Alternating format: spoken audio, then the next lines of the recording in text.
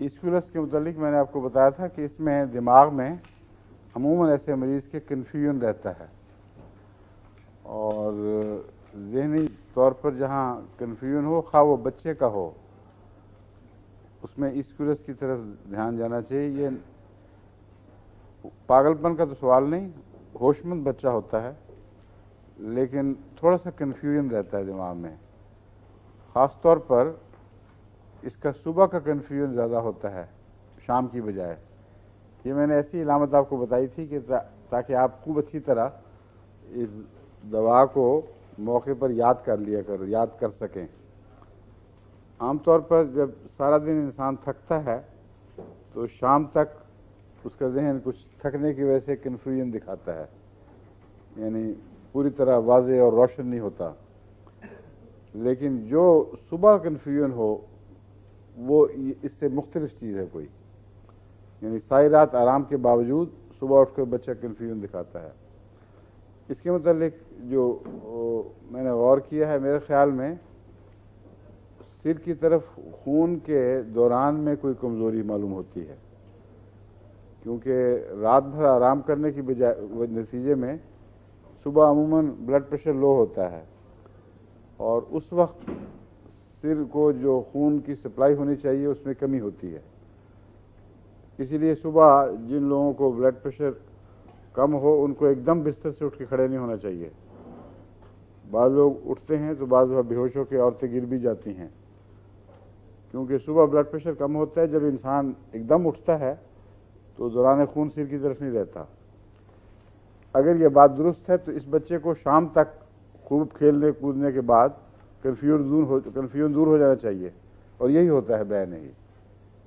شام کے وقت اس کا دماغ سب سے زیادہ تازہ ہوتا ہے، اس وقت آپ اس کو سکھا دیں جو سکھانا ہے، لیکن صبح کے وقت زیادہ زور نہیں لگانا چاہیے۔ اور میرے ذہن میں یہ ہے کہ اسکولس تو دیں گے ایسے موقع پر، ایسے بچے کے اگر بلڈ پریشر ٹیسٹ کروا لیے جائیں تو ہومیوپیتھک دوسری دوائیں بھی ہیں جو بلڈ پریشر کو سنبھالتی ہیں، اگر اسکولس سے کام نہ آئے تو وہ کام آ سکتے ہیں۔ مگر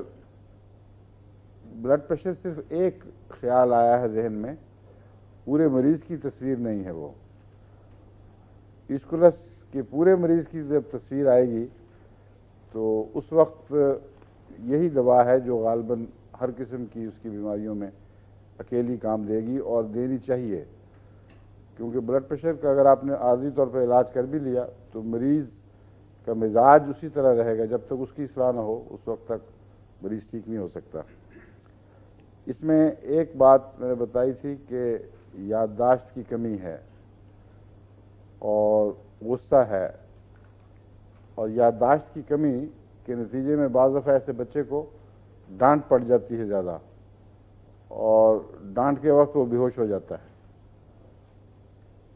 کیوں بے ہوش ہوتا ہے اس کے متعلق میں تجزیہ نہیں کر سکا صحیح، مگر اعصابی کمزوری کے ساتھ تعلق ضرور ہے، اور یا پھر ایک دم خون کی سپلائی بند ہو جاتی ہوگی دماغ کی طرف، اسپیزم ہوتا ہوگا، کیونکہ اس میں اسپیزمز کی بھی علامتیں پائی جاتی ہیں۔ تو ایسا بچہ جو یہ کمزوریاں رکھتا ہو اسے ڈانٹنا نہیں چاہیے، کیونکہ بعض دفعہ ڈانٹنے کے نتیجے میں اچانک بے ہوش ہو جاتا ہے، اور ایک دو دفعہ اگر اس طرح ہوتا رہے، زیادہ دفعہ ہو جائے تو خطرہ ہوتا ہے پھر اس کو مرگی کے دورے نہ پڑنے شروع ہو جائیں۔ اس لیے ایسے بچوں سے پیار کا سلوک رکھنا چاہیے، سیکھ لے گا آہستہ آہستہ، کوئی جلدی افراتفری نہیں ہے، اور عمر کے ساتھ ساتھ یہ زیادہ واضح روشن دماغ ہوتے جاتے ہیں۔ لیکن یہ صرف بچوں کی دوا نہیں ہے، بڑوں کی دوا ہے، بڑی عمر تک، بڑھاپے تک کی